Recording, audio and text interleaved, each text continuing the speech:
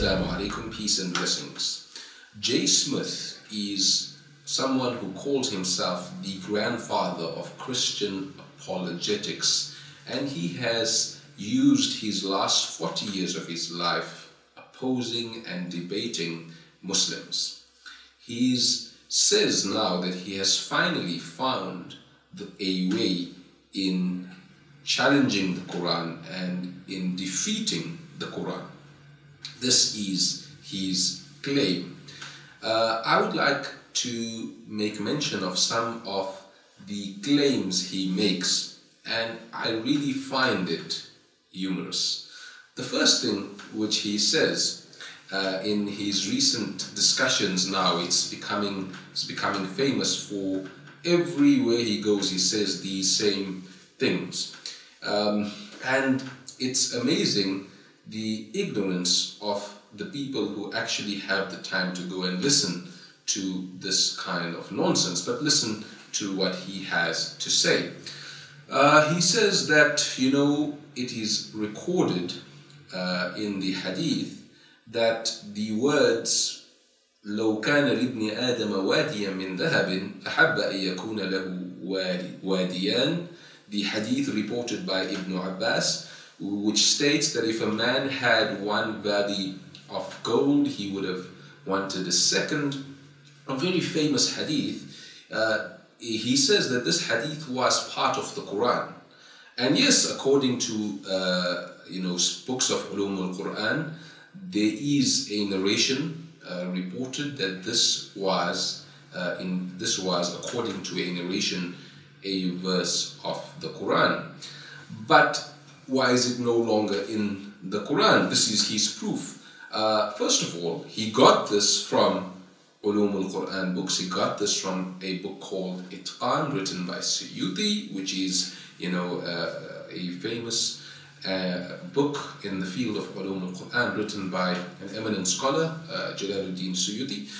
But what is amazing is he is repeating and misleading his audience into thinking that Muslims don't know this. He says this is what the scholars such as Suyuti is saying, that this was part of the Quran. He's actually misquoting Suyuti, because Suyuti is only informing us of a narration that says that this was in the Quran based on what? Based on a hadith.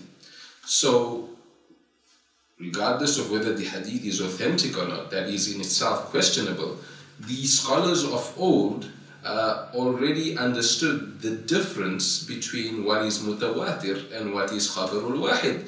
When it comes to the Quran, we cannot use hadith as an authority with regards to the Quran. We cannot use a hadith narrated by one person, an individual, through another individual who claimed that this was part of the Quran and it's no longer there.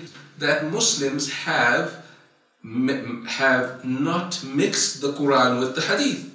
So it actually proves the authenticity and the accuracy of the preservation of the text.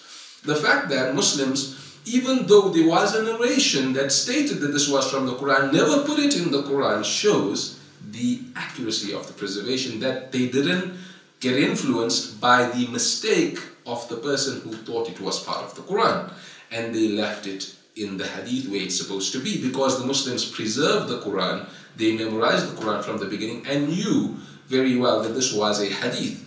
Moreover, the words لو كان لابن آدم واديا من ذهب أحب أن يكون له واديان doesn't in any way match the eloquence of the Quran. So anyone who knows Arabic and knows the Quran, like myself, who is a bit eloquent in Arabic, will be able to identify that this can never and would have never been part of the Quran because of the way it sounds. It doesn't sound at all like the eloquence, the rhyming nature, and the poetic, powerful background and profoundness of the Quran. So again, someone who has a little understanding of Arabic would see this. But a person who claims to have a PhD and studied Islam for 40 years is blinded by his bias. But I find him very humoring. If I have to tell you, wait till I tell you the next thing which he says. He goes on to the qira'at. he actually goes on to the Qiraat, and guess what he finds? He found so many errors. He says he found 93,000 errors. And what kind of errors? He quotes Az-Zuhri, which is a Qiraat which was there from the early period, from the 7th century. Zuhri's Qiraat. He quotes Zuhri's Qiraat. He says, وَوَصَّيْنَا الْإِنسَانَ بِوَالِدَيْهِ حُسْنًا, and وَوَصَّيْنَا الْإِنسَانَ بِوَالِدَيْهِ إِحْسَانًا. The word Husna is in Zuhri, the word Ihsana is in Hafs Qiraat, and he says that the one means beauty, as in external beauty. I commanded the human being to be beautiful with his parents, and he thinks it's the external beauty. And he goes on to say that he would want the first meaning of Hafs, I commanded person to be kind, ihsan, to practice ihsan with his parents, and the other one is beauty. He translates husna as beauty, when husna also means goodness. So I commanded the human being to practice goodness and kindness, goodness, husna, towards his parents. The other ihsan is coming from the same root, hasan, which is to be kind, to be generous, and the other one is to be good. So both mean the same thing. Both imply the same thing, that you should both be good to your parents and you should be kind to your parents. But you know what he thinks the word husna means? Is that you must look beautiful for your parents. Oh my God. And you call yourself a PhD scholar, you've received a PhD. I think that whoever gave you that PhD should actually take it back. The fact that you can think the word husna in that context actually means you must look beautiful for your parents, and that you wouldn't want to take that meaning. No one in history who ever read the Qur'an, and even though there were many who read the Qur'an in that Qiraat, ever came to that meaning besides J. Smith, who doesn't know a word of Arabic, but clearly he is making a fool of himself and of the degrees that he shouldn't have. I can't wait for the day that I debate J. Smith, because I will take you on many more things than things I'm taking you on here on this video. The third thing that he comes and he says is he quotes Itqan. He quotes Itqan and he says Itqan, which is Suyuti, is of the opinion that we don't have the whole Quran. But he fails to understand the very basis of Islamic scholarship in the time Suyuti was written. Suyuti quoted from Abu Ubaid, which quoted a hadith from Ibn Umar, which stated that you should not say لا يقولن أحدكم أخذت القرآن كله. None of you should say I have the whole Quran. Yes, this is a statement that is narrated from Ibn Umar. So what? So what? If Ibn Umar quoted it, the fact that Suyuti could re-quote it and still maintain that the Quran is preserved shows that he wasn't threatened by that statement, because clearly the earlier scholars, such as Suyuti, scholars of Ulum al-Quran, and the people of the past were not threatened by such statements because they were confident in the proof and the evidence for the veracity and truth of the Quran. But he says this is what Suyuti says. Lies. He is unable to reference and unable to refer to who actually made the statement. Because Suyuti quoted a statement, he cannot distinguish between a quotation and a statement. I find that humiliating. The other point that he brings up, this is completely laughable, and I find it beyond me. He quotes Dan Bakr. Dan Bakr, a scholar, a scholar who wrote a thesis on the examples of errors in the Quran. This is what Dan Bakr has to say. You know what mistakes he found in the Quran? Well, he found where the word were, the word and, was not there in certain manuscripts, and they added it later. The word were, the word huwa, it or he, was added and he shows the manuscripts. First of all, Muslims don't actually look back at manuscripts because manuscripts written by hand, they expect those manuscripts that were written by hand that were found in some, areas excavated, whatever. These manuscripts, he expects people who wrote them in a primitive age in the 7th century or the 8th century. He's not willing to accept carbon dating, though. When it comes to the Christian documents, he accepts carbon dating, but the Muslim documents, he doesn't want to accept carbon dating that actually goes back to the time of the Prophet. And he says, no, it doesn't go back to the time of the Prophet ﷺ, because he is using selective, inconsistent approach, which I shall show again. But what is amazing is that he quotes Bakr Akoo, who finds that Hua, many places where Hua isn't there, is now added on in a later, in the same manuscript, in a different handwriting or in a different style.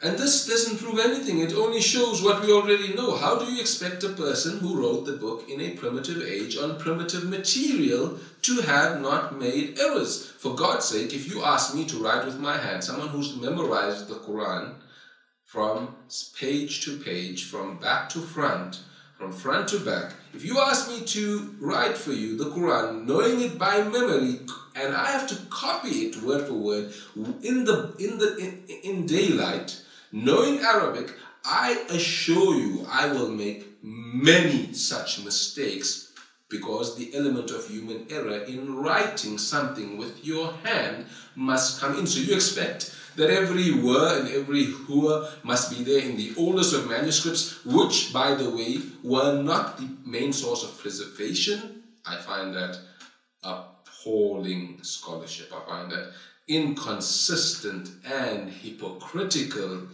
and unacceptable from people who accept a Bible which was written 300 years after Jesus and consists of manuscripts that no two are alike. And they want to say, you know what, we don't accept the Quran because it has an it or a he that is not there. Wow, I find that to be hypocritical. I mean, especially if you are a Christian who believes in the Bible, where your manuscripts say Jehoshaphat was 8 years old and another one says he was 18 years old when he began to reign. He was 8 years old, or he was 8, and the other one says he was a totally different age. The Quran, it's an addition of an it and a he, and it's not even claimed to be authorized. It's not even our source of evidence, yet you find that problematic, but you don't find a problem with manuscripts blatantly contradicting each other. I'm asking you for a single blatant contradiction in those manuscripts which you want to look for. I'm asking you where they contradict each other. I'm not asking you for the obvious, for something where, there's obviously going to be human element errors, where a hua is missing, a word is missing, a verse may even be missing. Of course this happened. Why else would Uthman, what was the reliance on material in those ages? The main source of reliance actually was the memory. And this is what we will come to in my last and final point. The fourth thing that was mentioned is we have the Bible. J. Smith, he says, we have the Bible. The Bible was, and I can't believe a scholar is saying this, I really can't believe it. The Bible is written in the 4th century, and he quotes Codex Vaticanus.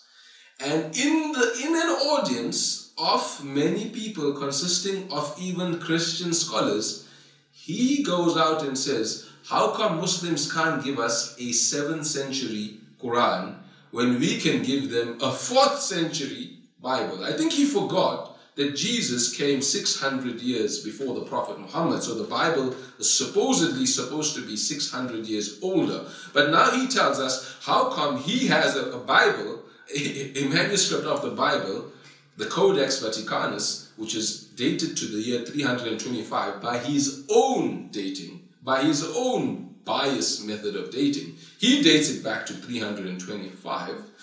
And yes, we find, he says, how come Muslims can't give us a Quran from the 1st century? When you're giving me a Bible of the 4th century, you're applying an inconsistent approach. I cannot wait to debate you, J. Smith. And the last point, and the most significant one, J, the one that you missed throughout your entire 40 years of scholarship, acclaimed, alleged scholarship. The point that you have missed, and the one that you have seen, because it is the clear proof that the Quran is a miracle and the greatest miracle of all times, is the memorizers of the Quran. And this is where you have failed and you will continue to fail. Allah states in the Quran, إِنَّا نَحْنُ نَزَّلْنَا الذِّكْرَ وَإِنَّا لَهُ لَحَافِظُونَ. Verily we have revealed the revelation and we are its guardians. Now how amazing is it that till today 20 somewhat million people have memorized every single word of the Quran, letter for letter, word for word, myself being one of them.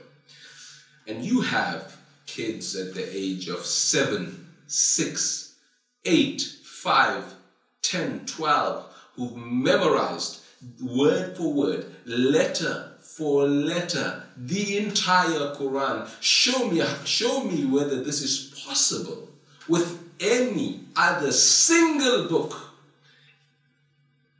with regards to even one person who's memorized a single book of the vast nature of the Quran. And you cannot provide me with a single person, otherwise I challenge you to find me such a person with regards to any other book. Find me such a person, I challenge you, you will never, for the rest of your life until you die, you will never find such a person. Because, and you won't even attempt to, because you know you have already been exposed very clearly to the miraculous fact before your eyes, that is the living miracle of the Quran. How is it possible that only the Quran can accomplish this with regards to more than 20 million people living today? And these are only the people living in our age. What about the people living in every generation before us, which consisted of millions who memorized the book? Yes, you haven't answered that, and you don't even attempt to, because you will only make a fool out of yourself. But Jay, remember, I am ready for debating you at any time with regards to the preservation of the Quran and the preservation of the Bible. And let us meet and let us discuss this further. But with regards to my audience, I would like to assure you that whatever J. Smith is going around saying, and he is finding errors in the Quran, he simply points to a difference in qira'at, which Muslims are reciting even in their salahs, often different qira'at. And he says, no, this is a variant in the Quran, as if Muslims don't know it, and as if Muslims are the ones who are not reciting it in that way. So a clear disingenuous approach,